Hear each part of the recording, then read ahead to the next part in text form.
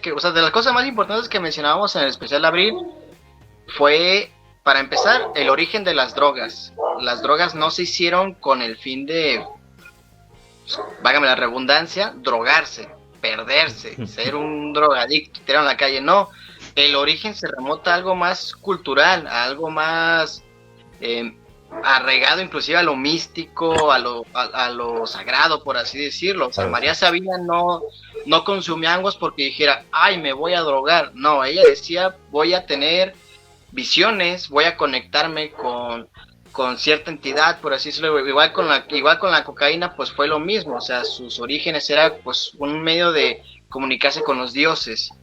Entonces, es la parte de las drogas que la gente muchas veces desconoce, que piensa que son las drogas se hicieron para algo malo, cuando no, las drogas no se hicieron, las drogas ya estaban y se usaban con fines culturales, con un fin bueno, por así decirlo.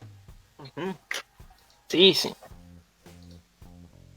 Aparte, en el caso, por ejemplo, ¿no? De María Sabina, el hecho que ella es una chamana o es una curandera, o sea, dentro de las comunidades indígenas es un puesto y una posición de muchísimo respeto, ¿no? Entonces, no es que uno siempre asocia, ¿no? El consumo de ciertas drogas como con la vida de marginal. Sí, está esta otra cara, ¿no? Y era lo que decíamos, o sea, si canalizas las drogas o si las orillas a... Porque ahorita hay drogas muy fuertes, o sea, nosotros queremos dejar en claro que no fomentamos el uso de las drogas. Claro, Al sí, sí, sí, contrario. sí. Lo Hay que- informamos sobre las drogas, qué es, cómo son, para qué. Sí, siempre tratamos de decir como los efectos y eso. Porque también hay drogas muy fuertes. Aquí en México está un problema muy grande con la drogadicción de ya metanfetaminas, que eso sí no tiene nada de místico, ¿sabes? Eso sí es pura perdición. Sí, sí. Sí. Pero precisamente Pero sí que que son sí. esas drogas que se hicieron pues para ahora sí que para chingar, que ya la gente que lo consume, que ya son adictos, pues ya busquen algo más, a fin de cuentas, y por desgracia son muchísimos, entonces pues haz una droga más fuerte para que esta gente que busca más, que son muchos, pues te lo consuman. Ujú. Bueno, sí. Y además, la otra vez había visto algo de que es como... Es un efecto justamente de la cadena del narcotráfico, ¿no? Que el narcotraficante, si vos vas a comprar, no sé, cannabis, marihuana, te va ofreciendo otras cosas, ¿no? Y te va manteniendo en un círculo. Por eso también la regulación lo que permite es cortar, ¿no? Esa ramificación de posibilidades de consumo de la persona para evitar que... o achicar la posibilidad de que sea un adicto, o también controlar los compuestos químicos que va a tener una sustancia. ¿Ustedes tratan el tema, por ejemplo, de la regulación y las posibilidades que da, o beneficios, contras? Lo hemos hablado tal vez muy superficialmente, tal vez el próximo abril, si es que llegamos, tratemos el tema de la regulación. Aunque, ¿sabes, Mauro? El problema es que al regularla, tal vez su precio bajaría mucho. Y el ingreso que da la droga a México, a Colombia, a toda Latinoamérica, es mucho. Y hay allí un trasfondo sociopolítico que tiene que ver con la droga. Entonces, al regularla, baja el precio de la droga, baja el ingreso y mucha de la economía mexicana al menos se mantiene de la droga. O sea, hay una narcoeconomía que tiene que ver desde los años en que la CIA hacía golpes de Estado en Nicaragua, ¿no? Entonces, ese está en el episodio de Blanca Ultra.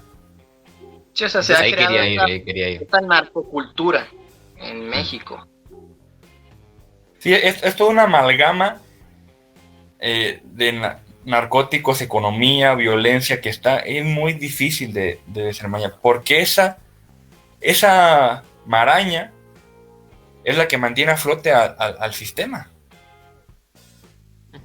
Claro, y Y no que no son inclusive, dos o o tres sea, personas, son miles de personas de los dos lados de la frontera también, y gente muy de abajo y muy de arriba, ¿no? O sea, es algo que no se corta ni se resuelve de manera sencilla.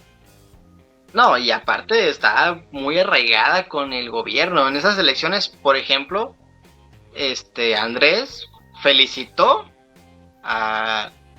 No me acuerdo si dijo la palabra los narcos o no me acuerdo qué Me vuelvo palabra loco. utilizó, pero los felicitó por portarse bien. Según Claro. Andrés Manuel, el presidente, por portarse bien. O sea, ¿en qué cabeza cabe que tú, presidente de México, felicitas a la mafia por portarte bien? ¿En Por qué portarse aspecto bien. te portas bien? Y este mes nada más murieron 10,000 personas. Muchas gracias Ah. por ir bajando la tasa, ¿verdad? Sí, nada. Nada, No, y mucha gente los idolatra, dicen que son mejor que el gobierno. ¿Por qué? Porque en zonas muy aisladas de la ciudad, por ejemplo, donde el gobierno no tiene tanto poder y lo tienen más los narcotraficantes, pues se sabe mucho de muchos casos y se da de que, no sé, los narcos llevaron despensas a las familias. Los narcos regalaron televisiones el Día de las Madres. Entonces la gente que se vio beneficiada, entre comillas, porque son más prejuicios los que son, dicen, ay no, es que los narcos son mejor que el gobierno, porque ellos sí nos cuidan, sí nos protegen, sí ven por nosotros. Entonces, Lo que pasaba con Pablo Escobar en Medellín, por ejemplo, ¿no? O sea, exacto. son lugares donde son el Estado, son los benefactores. Exacto. Exactamente, acá se da lo mismo en muchos lugares y pues sí, yo lo veo prejuicioso, más que beneficioso, es malos prejuicios que trae esa acción que hacen los narcos, entre comillas, por hacer el bien. Volviendo un poco al podcast también, el cortito más o menos, Albert Hoffman, ¿qué descubrimientos hace también con el uso del LSD? Él buscaba sobre todo lo relacionado a la medicina, ¿no? Quería encontrar usos medicinales. Exacto. Sobre todo en la parte psiquiátrica. Es interesante allí. Al final entra en depresión. Se buscó tratar depresiones fuertes con alucinógenos, incluyendo hongos. Y actualmente hay estudios que lo avalan. Pero la cuestión psiquiátrica es más complicada porque va a depender ahora sí que casi de cada persona. O sea, no puedes sacar un medicamento al mercado basado en hongos porque va a reaccionar distinto en cada persona, ¿no? Exacto. Entonces, fue más en la cuestión depresión, en la depresión química, en la parte de esquizofrenia. Y bueno, hay un estudio que él no hizo, pero en pacientes con cáncer no cura el cáncer. El LSD no cura el cáncer. Pero el objetivo loco estuvimos cerca. Pero bueno, por la duda. El objetivo de ese estudio era ver la reacción de sus últimos días. Entonces, los pacientes con cáncer tenían un episodio catártico en el que a través de viajes con LSD se daban cuenta de lo que lloraban, como lo que pasa con ayahuasca. Lloraban y claro. decían, no, pues es que este tiempo que me queda era como una epifanía. Tengo que pasarlo ya con mi familia, con mis hijos. Y eso estaba chido, o sea, casi, pues sí, catártico, epifánico el viaje. Qué increíble. Pues es lo que mencionábamos de que las drogas son como una tipo llave. Y cada persona decidía qué puerta abrir con esa llave. Entonces, por ejemplo, si una persona con cáncer pues quería, pues, estaba pensando sobre su vida, estaba reflexionando, pues la droga lo que iba a hacer era hacerlo reflexionar, o sea, ver esta parte catárquica. Y igual con otras, a fin de cuentas, son una llave. Y cada quien decide qué puerta abrir y para qué abrirla. Sí, aparte hay que entender el contexto en el que todo esto estaba pasando también, ¿no? Es otra sociedad, otro mundo. Y creo que hoy, por eso también que hay otra mirada ante esas cosas. Después algo muy interesante es cuando hablan sobre el proyecto de MKUltra, hablando justamente de la mano de esto del LSD, las cosas aberrantes también que se han hecho, de la mano de la CIA, en ese caso. ¿Quieren contarnos un poco? Sí, en ese podcast, desgraciadamente, Alexis no pudo estar. Y a mí no. Porque créanme, a lo mejor, y lo digo aquí en vivo, cosas de locos se podría hacer sin mí, pero no se podría hacer sin Alexis, porque este güey le mete mucha. Oh, Le mete mucha. No, mucha y no me comedia. paga el desgraciado, no me paga nada. No. una cervecita, ¿no? De Ese perdida, es no, mames, no me obliga, lo hace en mi casa y me obliga a limpiar mi casa. Ni siquiera ayudaba. Yo pienso que es por eso, ¿no? Que no se puede Ese- hacer sin ese mí porque es único- mi casa. Es el único empleado pagado del podcast. Hoy se le pagó para que se quedara aquí, porque ya se iba a ir a su casa a Guadalajara. Y le dimos, pues quédate, güey, y ya se quedó. Y- Pero en Ahí quedé. ese no estuvo, y por eso no está en YouTube, porque no sale Alexis. Pero sí, justamente ya hablamos de los excesos del LSD. O sea, cuando el gobierno más importante del mundo lo tiene en sus manos y empieza a experimentar, se pasa de lanza porque inyecta dosis altísimas a personas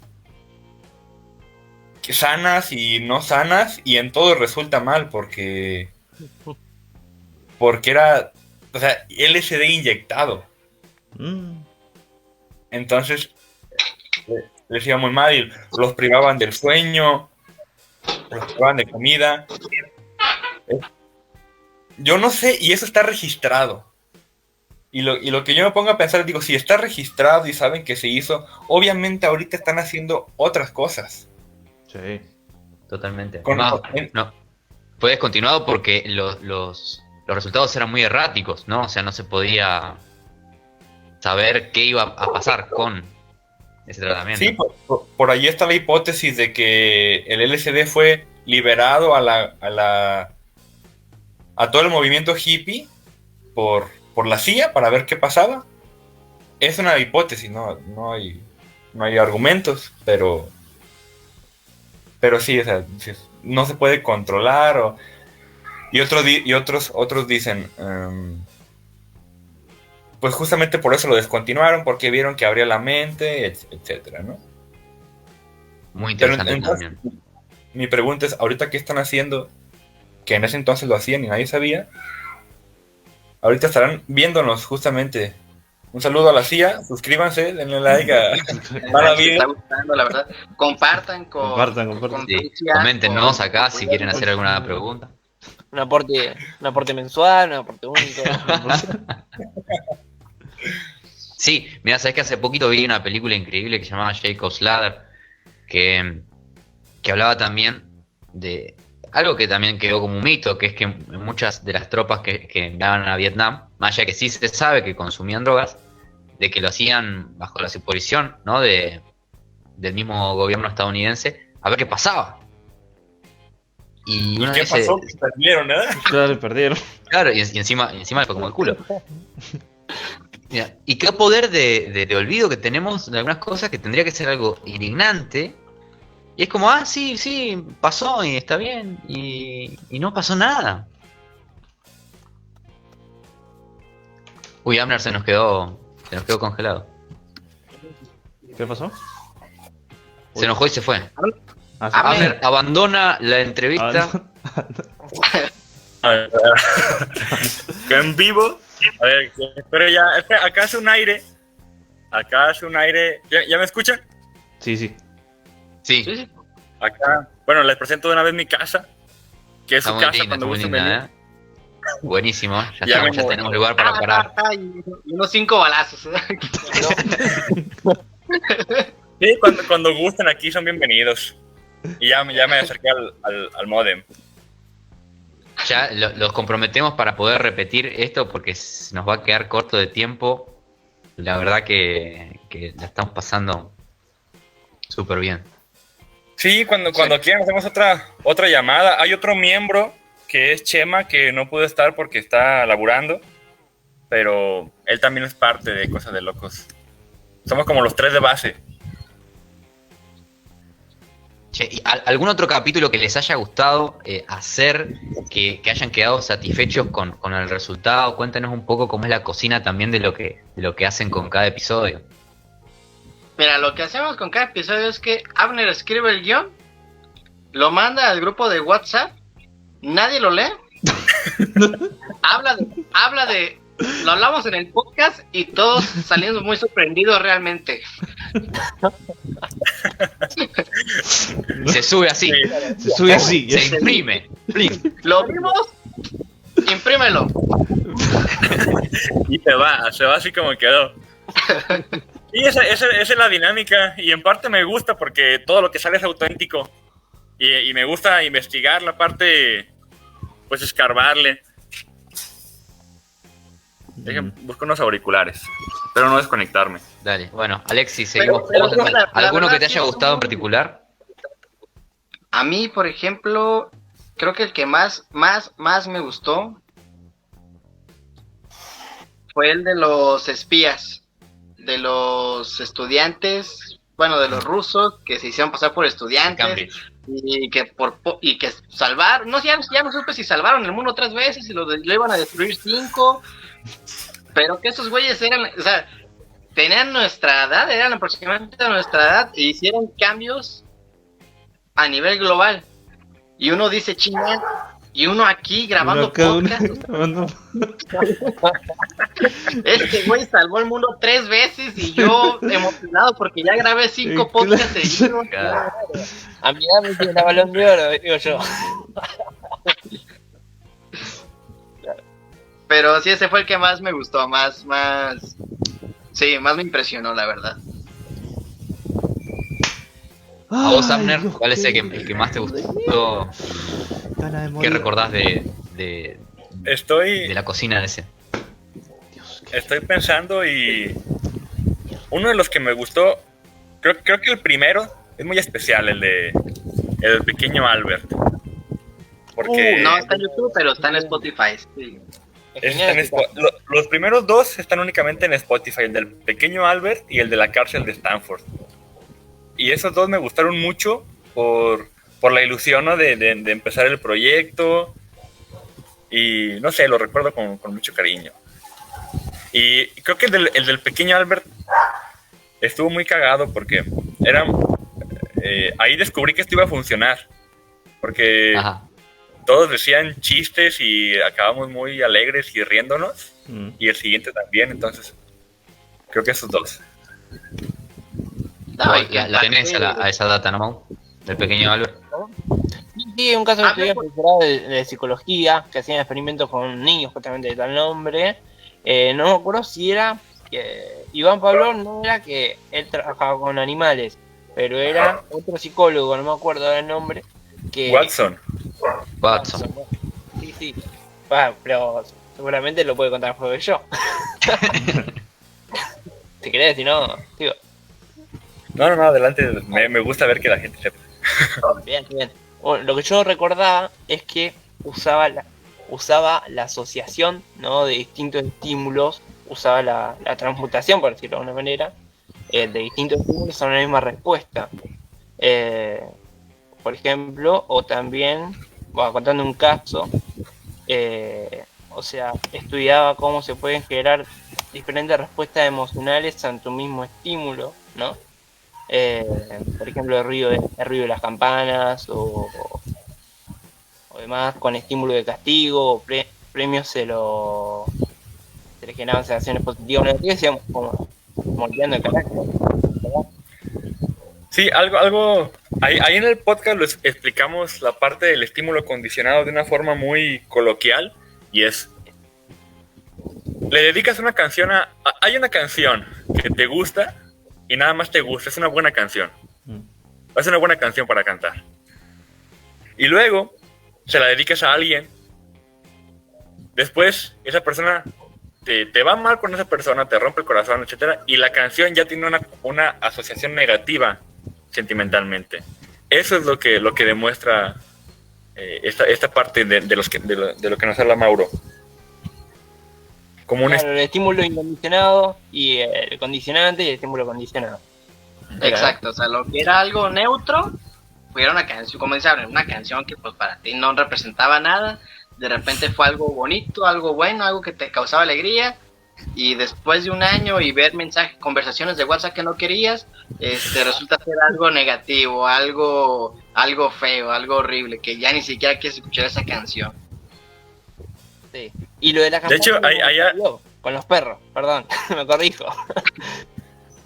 Sí, Pavlov era el de los perros. También haremos un episodio de Pavlov. Creo que ahí no hay mucho morbo. Me interesa Ahí no. más el experimento que hicieron con los rusos con los perros, que mantuvieron un perro vivo con la sola cabeza. Eso está muy interesante. Sí. No recuerdo bien, pero hay un experimento de los rusos que mantuvieron un perro únicamente viva la cabeza de un perro. Está...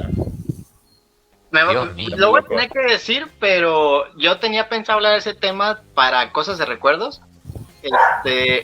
Supuestamente había teorías que decían que si un perro se puede condicionar como un perro de ataque, se le podía implantar la cabeza a un arma. Para Lo hacer pones la- así y es un perro de defensa. Qué pendejo, y lo pones no, boca abajo. Claro, porque claro, lo pone boca abajo, es perro trampa, ¿no? Activaste mi perro trampa. Y si pones las 5 partes del perro, Agarrate. A ver, para. Yo lo entendí. Yo Sí. entendí esa referencia. Vos, Franco, sí. Sí, obvio. Al que veo Yu-Gi-Oh. cara que no entendió es Mauro. Más o menos. ubicas la serie Yu-Gi-Oh. Yu-Gi-Oh. Sí. Bueno. Claro, si lo De ahí pones así, viene si ya lo pones así. la- Es un perro. Está buenísimo. Qué De grande. hecho, allá Alexis tiene una ratita de laboratorio. Sí, recién. Ah, mira, ahí está. Uy, no, hermosa. Sí. ¿Cómo se llama? Lo que pasa es que yo en psicología me fui al área experimental, entonces trabajé con ratas. Esa rata va a morir en un tiempo. Tengo 2, de hecho, aquí está la otra. Ah, mira. Genial. ¿Y A mí me demuestran gustó amor? mucho. O sea, tipo... ¿Tienen algún tipo de afecto con vos? Pues no muerden. Ya para mí eso ya es mucha. Es un montón. mucha- claro. mucha- Eso es un loro ya. No, o sea, son muy mancitas nomás, y sí son juguetonas y todo. Qué A lindo. mí, por Oye, ejemplo, oye, lo que me oye, gustó oye, con Alexis. mi podcast, mande. Perdón por interrumpirte con mi pendejada, güey. ¿Qué ibas a decir de la metralleta y el perro?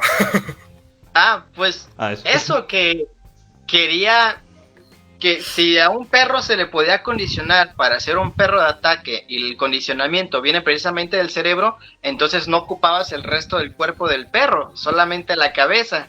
Y si la cabeza la conectabas a un arma, entonces podías obtener un arma más...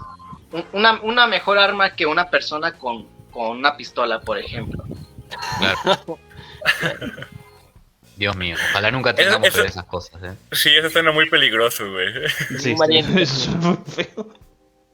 No me imagino un perro marcando territorio.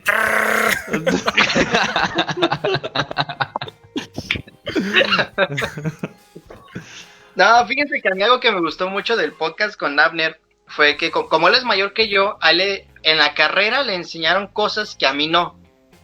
Cosas que a mí se me ocultaron, pues no puedo decir que se me ocultaron, pero pues sí, nunca se me comentaron. Por ejemplo, yo nunca supe que Freud consumía cocaína.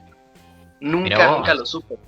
De los experimentos aberrantes que hubo al principio de la psicología, pues también, o sea, a mí me encantan los experimentos. Pues yo entré al laboratorio, el condicionamiento con ratas y se me hizo magnífico, es muy bonito.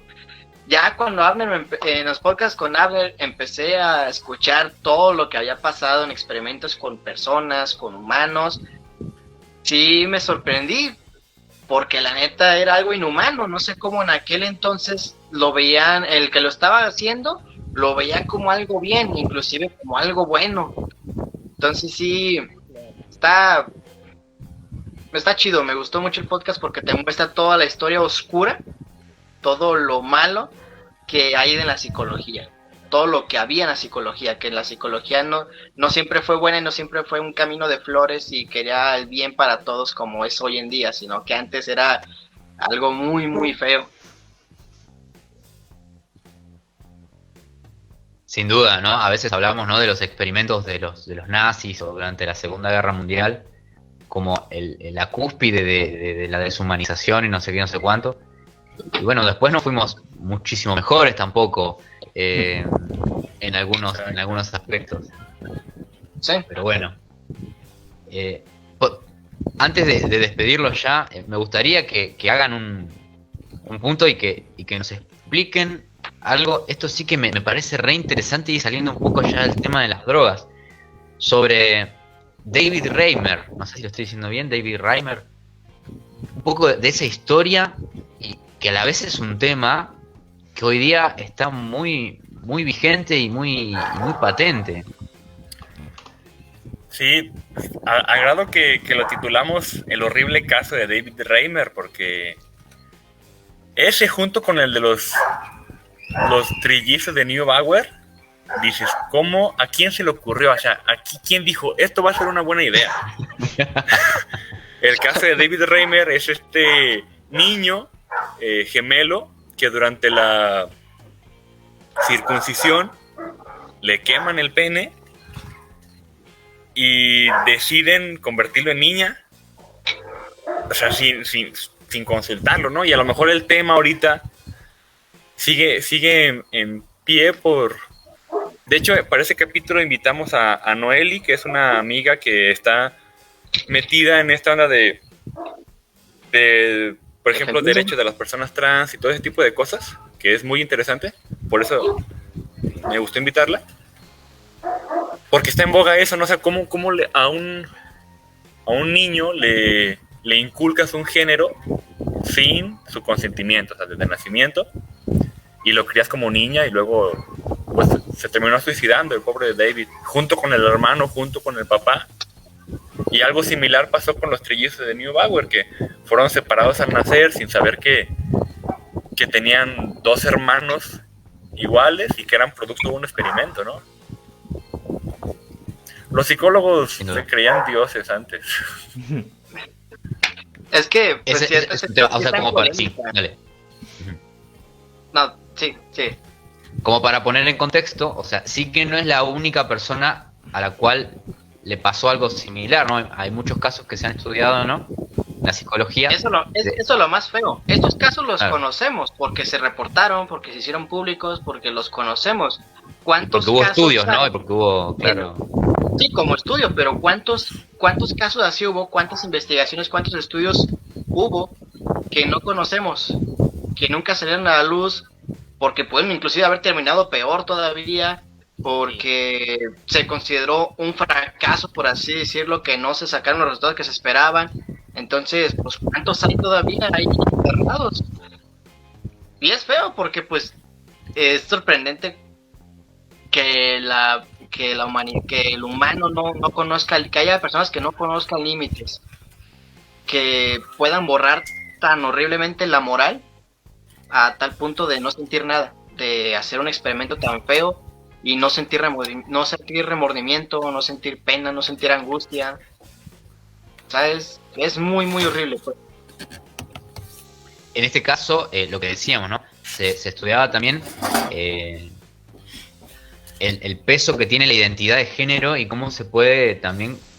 Porque estamos hablando de alguien que le pasó esto al nacer. Entonces él no solamente aparte nace y prácticamente como a la conciencia en la forma de masculina, ¿no? Femenina, perdón, sino que también tiene todo un proceso de tratamiento con estrógenos. O sea, se hizo todo médicamente por la vía legal, digamos, ¿no? O sea, como completo. Sí, estuvieron a punto de meterle una matriz para que pudiera tener hijos, o sea, solo que ella nunca quiso. Si no, hubiera sido más horrible su caso. Sí, o sea, y entra en la polémica toda